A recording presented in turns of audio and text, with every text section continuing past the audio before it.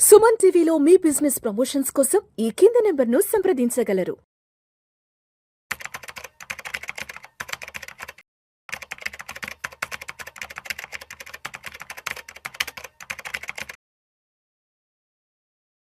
నమస్తే, welcome to Suman TV. నేను వెల్లి చక్రధర్. చాలామంది మమ్మల్ని అడిగే క్వశ్చన్ ఏంటంటే ఫోన్లు చేసి మాకు ఒక బెస్ట్ పోర్ట్ఫోలియో చెప్పండి, మాకు రిటర్న్స్ అంతగా రావట్లేదు అనుకుంటారు. సో చాలామంది మా ఆఫీస్ కూడా వస్తుంటారు. వాళ్ళు ఆల్రెడీ జీరోదాలో కావచ్చు, అలాగే గ్రో యాప్లో కావచ్చు ఇన్వెస్ట్మెంట్ చేస్తారు. మా దగ్గర తీసుకొస్తారండి వాళ్ళ లిస్ట్. చాలా ఫండ్స్ అందులో ఉంటాయి. చూస్తే సిఎస్జిఆర్ చూస్తే 10% నుంచి 12% కూడా రావట్లేదు. ఈవెన్ 5 years నుంచి కూడా వాళ్ళు ట్రావెల్ చేస్తున్న మ్యూచువల్ ఫండ్స్లో కూడా వాళ్ళు అనుకున్నట్టుగా మంచి రిటర్న్స్ అయితే రావట్లేదు. దానికి కారణం ఏంటంటే చాలామంది పోర్ట్ఫోలియోస్ మేము గమనించింది, వాళ్ళు index funds, ETF, large cap, flexi cap, mid cap, small cap, sector funds, hybrid funds, balance advantage fund, అలాగే మల్టీ అసెట్ ఫండ్, ఇట్లా అన్నిట్లో ఇన్వెస్ట్మెంట్ చేస్తారండి. ఇట్లా చాలా రకాలుగా మీరు ఇన్వెస్ట్మెంట్ చేస్తే మాత్రం చూడండి 10 to 14% కంటే రిటర్న్ రావట్లేదు. అది రాదు కూడా. ఎందుకు అంటే సమ్ టైమ్స్ మీకు హైబ్రిడ్ ఫండ్స్ చాలా రిటర్న్ మీకు తీసేస్తాయి. మనం తాత్కాలికంగా మిడ్ క్యాప్, స్మాల్ క్యాప్లో ఓన్లీ 1 year హారిజన్ చూస్తే ఎప్పుడు మార్కెట్ పడుతుందో అప్పుడే మీకు నెగిటివ్ కనిపిస్తుంది తప్ప, మీకు కనుక ఆరిజిన్ 5 years అండ్ అబోవ్ ఉంటే కనుక, మీ ఇన్వెస్ట్మెంట్ టైం కనుక అబోవ్ 5 years కనుక ఉంటే ఇట్లాంటి పోర్ట్ఫోలియోస్ డిజైన్ చేసుకోకండి. ది బెస్ట్ పోర్ట్ఫోలియో వచ్చి కేవలం ఒక్క లార్జ్ అండ్ మిడ్ క్యాప్ పెట్టుకోండి మీ పోర్ట్ఫోలియోలో. అలాగే 2 మిడ్ క్యాప్స్, 2 స్మాల్ క్యాప్స్ తీసుకోండి చాలు. అలా కనుక మీరు ఓన్లీ 5 ఫండ్స్కి కనుక మీరు పోర్ట్ఫోలియోని కనుక డిజైన్ చేసుకోగలిగితే మీకు ఖచ్చితంగా 18 to 20% అనేది మనం 5 yearsలో తీసుకోవచ్చు. అంతేగాని మీ నెంబర్ ఆఫ్ ఫండ్స్ పెంచుకుంటూ పోతే మనకి హార్డ్లీ 10 to 14% రిటర్న్ కూడా రాదండి. మేము గమనించాము. చాలామంది తీసుకుంటే ఫండ్స్ కూడా SBI, HDFC, ICICI, Kotak, Tata, quant, Nippon India ఇట్లాంటి ఫండ్ హౌసెస్లో చాలా ఎక్కువ ఇన్వెస్ట్ చేస్తున్నారు. అలాగే ఇండెక్స్ ఫండ్స్లో కూడా పెడుతున్నారు. నిఫ్టీ 50 అని, నిఫ్టీ 100, మిడ్ క్యాప్, నిఫ్టీ బీజ్ అని ఇట్లా. తర్వాత మీరు చూస్తే ఇంకా ఈటీఎఫ్స్ కూడా చాలా రకాలుగా ఇన్వెస్ట్మెంట్ చేస్తున్నారు. గోల్డ్ ఫండ్స్ అంటారు. సో రకరకాలుగా 20 ఫండ్స్ ఉన్న పోర్ట్ఫోలియోస్ కూడా చూసాం మేము.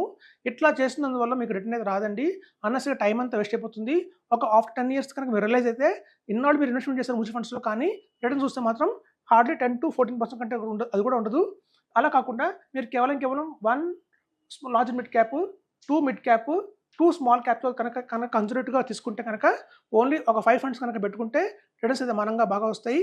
రాబోయే రోజుల్లో కూడా మీ ఫండ్ హౌసెస్ కూడా ఇన్వెస్ట్కో ఇండియా కావచ్చు, ఎడల్వైజ్ కావచ్చు, హిలాయిస్ కావచ్చు, అలాగే చూస్తే మీకు వైటోక్ కావచ్చు, ఇట్లాంటి ఫండ్ హౌసెస్ అన్ని పర్ఫార్మెన్స్ చాలా బాగుంటున్నాయండి compare to other fund houses కంటే కూడా. సో మంచి ఫండ్ హౌస్ తీసుకోవాలి, మంచి ఫండ్ మేనేజర్ చూసుకోవాలి. ఓన్లీ 5 ఫండ్స్ మాత్రం కనుక మీ పోర్ట్ఫోలియో పెట్టుకుంటే మీకు అమౌంట్ రిటర్న్స్ అయితే మనం 18 to 20% దాకా తీసుకోవచ్చు. మీ ఏజ్ గ్రూప్ కనుక 25 years to 50 years మధ్యలో కనుక ఉంటే మీరు అవాయిడ్ చేయాల్సిన ఫండ్స్ ఏంటంటే ఈ హైబ్రిడ్ని అవాయిడ్ చేసేయండి. అలాగే బ్యాలెన్స్ అడ్వాంటేజ్ ఫండ్, అలాగే మల్టీ అసెట్ ఫండ్స్ని మీరు ఈ ఏజ్ గ్రూప్ వాళ్ళు ఎవరు ఇన్వెస్ట్మెంట్ చేయకూడదండి. అలాగే సెక్టర్ ఫండ్స్ చాలా రిస్కీగా ఉంటాయి. ఒకసారి పిఎస్యు బాగుందని ఎక్కువ ఇన్వెస్ట్మెంట్ చేస్తారు, కన్సంప్షన్ బాగుందని ఇన్వెస్ట్ చేస్తారు, ఫార్మా అంటారు, ఐటీ అంటారు, ఆటో అంటారు, రకరకాలుగా ఇన్వెస్ట్మెంట్ చేస్తున్నారు.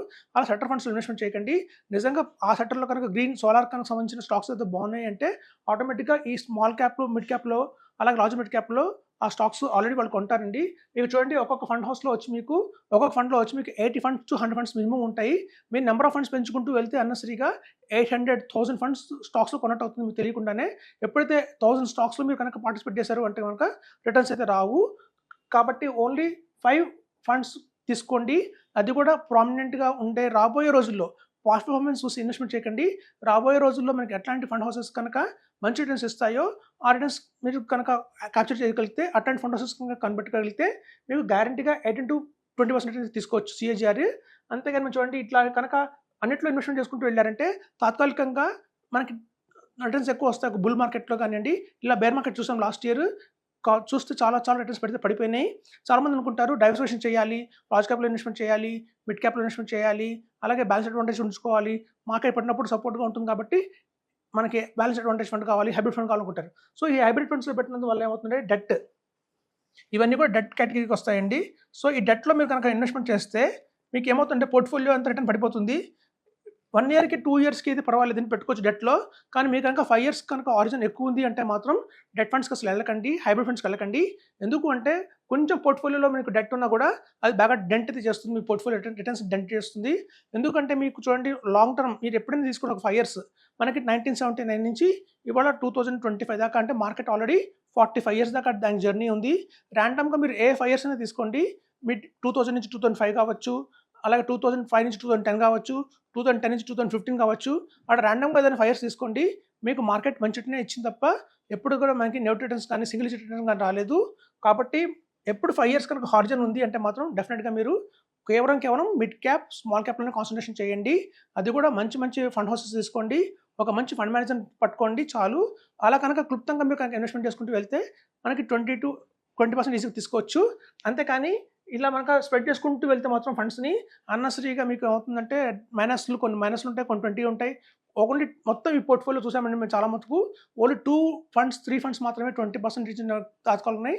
తక్కినవన్నీ కూడా మీకు మైనస్‌లో ఉన్నాయి కొన్ని యావరేజ్‌గా 6%, 7%, 3%, 4% ఇచ్చినవి కూడా ఉన్నాయి. సో, కాబట్టి ఇట్లా మీకు ఏమవుతుంటే ఆన్ యావరేజ్ మీకు 10-14% రిటర్న్ కంటే రావట్లేదు. కొన్ని బెంచ్ మార్క్ కూడా బీట్ అవ్వట్లేదు. రీసెంట్‌గా మా ఆఫీస్‌కి ఒక క్లయింట్ వచ్చారు. ఆయన దగ్గర 1 crore దాకా ఇన్వెస్ట్‌మెంట్ చేశారు గ్రో యాప్‌లో. మొత్తం మేము చూసాము పోర్ట్‌ఫోలియో. దాన్ని కనుక రివ్యూ చేసి పెట్టాము ఫ్రీగా. చూస్తే 13% రిటర్నే వచ్చింది. బెంచ్ మార్క్ చూస్తే 14% రిటర్న్ వచ్చింది. బెంచ్ మార్క్ కంటే కూడా తక్కువ రిటర్న్‌లో ఉన్నారు. మేము చెప్పాము ఒక 7 lakhs అది కనుక మొత్తం రిడీమ్ చేస్తే దగ్గర 7 lakhs ట్యాక్స్ కట్టాల్సి వస్తుంది. అయినా పర్వాలేదు. మనం కనుక పీఎంఎస్‌లో మూవ్ అయితే 20% రిటర్న్ తెచ్చుకోవచ్చు ఈజీగానే మనం. సో, మీరు చూడండి అది గమనించండి. ఎప్పుడైనా సరే అన్నెసెసరీగా కనుక మనం ఇన్వెస్ట్ చేసుకుంటూ వెళ్తే చాలా ఫండ్స్‌లో మన పోర్ట్‌ఫోలియో మాత్రం తగ్గిపోతుంది రిటర్న్. అలా రిటర్న్ తగ్గిపోయినంత వల్ల మనకి రాబోయే రోజుల్లో మనం గతంలో ఎపిసోడ్‌లో చెప్పుకున్నాం. బై 2045 కల్లా కూడా మన దగ్గర 4 crores ఉన్నా కూడా మనం ఈవెన్ మిడిల్ క్లాస్ ఎక్స్‌పెండిచర్ కిందకే వస్తుంది. మనకి కనుక అమాంగా 16 crores దాకా కనుక మనం అక్యుములేట్ చేసుకోగలిగితే మనం ఒక హెచ్ఎన్ఐ కేటగిరీ లాగా మనం లైఫ్ స్టైల్ చేయొచ్చని చెప్తున్నాము. సో, కాబట్టి అర్థం చేసుకోండి. ఇట్లా మీ పోర్ట్‌ఫోలియో కనుక బెస్ట్ పోర్ట్‌ఫోలియో కావాలి అంటే మాత్రం ఇలాంటి ఇన్ని ఫండ్స్‌ని అవాయిడ్ చేయండి. కేవలం 1 large and mid cap, 2 mid cap, 2 small cap తీసుకోండి. బెస్ట్ ఆఫ్ ద బెస్ట్ తీసుకోండి. మీకు అది చాలు 18-20% ఈజీగా జనరేట్ చేసుకోవచ్చని చెప్తున్నాను. Thank you.